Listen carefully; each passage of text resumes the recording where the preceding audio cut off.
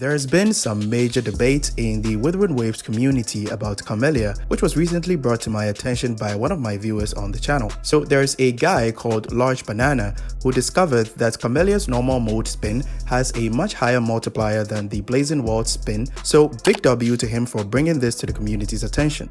In this video, I'll be addressing which one is better in every situation that I can think of per my own playthrough experience to prevent players from getting the wrong impression about Camellya's damage potential.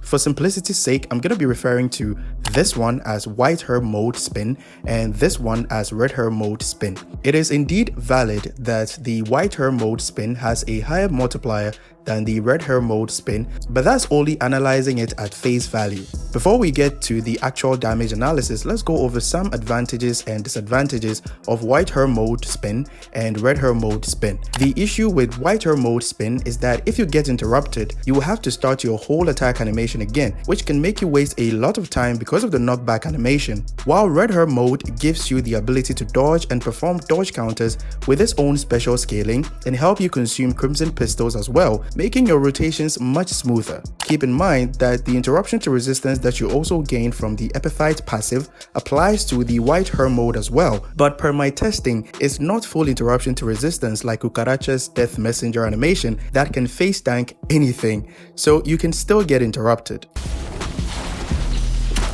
We must stay focused, brothers. It's also worth mentioning that the Red Herb mode has a large area of effect which can hit enemies even if you're a little bit far away from them, and it helps with multi-wave enemies as well. Now let's see which one actually does more damage using my tower runs as an example. First, let's take a look at the damage scaling of both modes at level 10. I'll try to keep the math at the bare minimum because I know most of you guys don't like the math. The White Herb mode has a scaling of 24.7 times 20, which equals 494%, and the Red Herb mode has a scaling of 21.95 times 19, which equals 417.05. However, to initiate both spins, you need to go through some sequence of attacks, so we need to add the scalings of those attacks as well if we assume that they will do damage to the enemy. For the White Herb mode, you need to use a heavy attack, but before any heavy attack starts in Withering Waves for most characters, the first basic attack comes out first and the heavy attack animation begins, which sends her flying to initiate the spin startup animation. After the White Herb spin animation, she ends it with her 5th basic attack. So adding all the scalings of these attacks together in White Herb mode gives us a total of 1165.73%. For the Red Herb mode, you need to cast your skill and then use stage 1 up to stage 4, where you can use another skill press to exit the mode as well. So adding those to the Red Herb mode scaling gives us a total of 1429.4%. So looking at these two numbers, if you decide to fully ignore her White Herb mode spin and only focus on Red Herb mode like I did in the rotations of my recent Camellya guide video, it's clear that Red Herb mode spin always wins. So with everything I've said so far, it's very convincing to stick with Red Herb mode, right? Well, not exactly. Sticking with Red Herb mode does provide a comfortable playstyle because of the ability to dodge and do dodge counter damage, but to those who want to sacrifice comfort of playstyle and squeeze out as much damage as possible, what if I told you that there is a way to combine both of these modes to do a bit higher damage, which is better than just using one of them at a time? What we can do to make that happen is to use 2 skill casts when she obtains all the buffs to deal high damage and then add that damage to her White Herb mode spin. So essentially what we're doing is combining both of the skill scaling needed to enter Red Herb mode and exit it with the 1165.73% damage scaling that we calculated in normal mode or White Herb mode, which should now give us a total of 1656%. However, this will require you to spend extra resources to level the basic attacks and skill to level 10 if you want to get the most damage when using this new rotation that I'm about to show you. Here's a graphical representation of the new rotation that adds 2 skill casts to her White Herb mode spin attack. Skill, intro skill, skill, plunge, hold basic attack, White Herb spin attack, and then skill. I'll show you the damage comparison and the clear times between using only blossom mode rotation and the new rotation later, but for now, let me show you how the new rotation is done in case you want to use it against single target enemies, which will give you a bit higher damage than sticking with only blossom mode. You first start with Shorekeeper's skill, which gives the entire team the rejuvenating glow buff, and then swap to Camellya.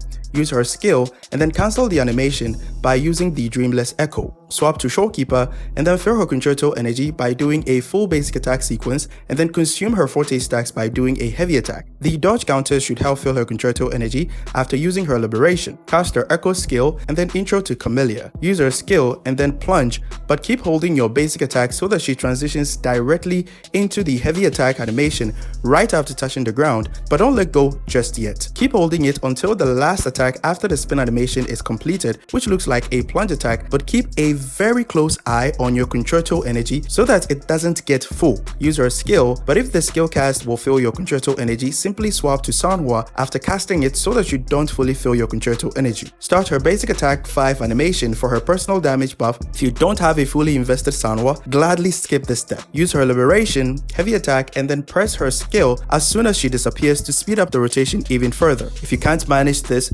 simply use liberation, skill, and heavy attack. Use the Heron skill and then intro with Camellya. Use our liberation, ephemeral skill, normal skill, and then hold your basic attack just like we did in the first intro to transition directly into a heavy attack and subsequently into the white earth spin attack directly. After the last hit ends, use our skill again, which should fill your concerto energy, and then repeat the whole process once again. To help make it easy for those who have not watched my Camellya guide yet, here's how the only red hair mode rotation looks like.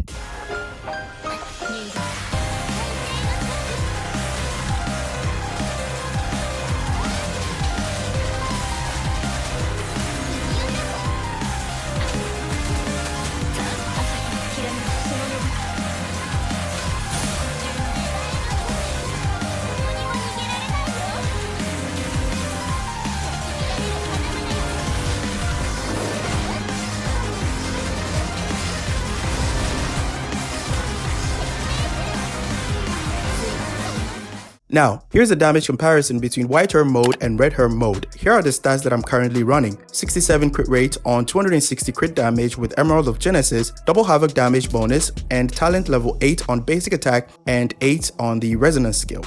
Keep in mind that I won't be adding the liberation and ephemeral nuke damage. We will only be considering skill cast, basic attack damage, and heavy attack damage. After spending a god-awful amount of time adding every single damage that I saw on my screen, here are the results. The damage output in white hair mode spin using 2 skill cast in the new rotation that I just provided gave us 341,000 damage with a clear time of 1 minute 26 seconds. And the damage output in red hair mode using 2 skill cast as well gave us 301,000 damage with a clear time of 1 minute 32 seconds. If we take out the skill cast damage from the new rotation, we get 259,000 damage for the heavy attack and white earth spin damage, which further proves that you cannot fully ignore Camellya's 2 skill cast because the damage loss is quite significant. So, it's okay to use just blossom mode rotation that I used in my Camellya guide because the damage loss is not that huge. But if you want to sacrifice comfort for more damage when up against single target enemies, then use the new rotation that I provided in this video. This clearly shows that the normal spin mode combined with 2 skill cast does have potential, but it adds another layer of complexity to her gameplay than she already has, which is not for everybody. I hope this brought some clarity to the whole which spin to use situation, and if it did, be sure to leave a like and subscribe to see more informative videos in the future. Catch you guys in the next one. Bye bye. So please whatever.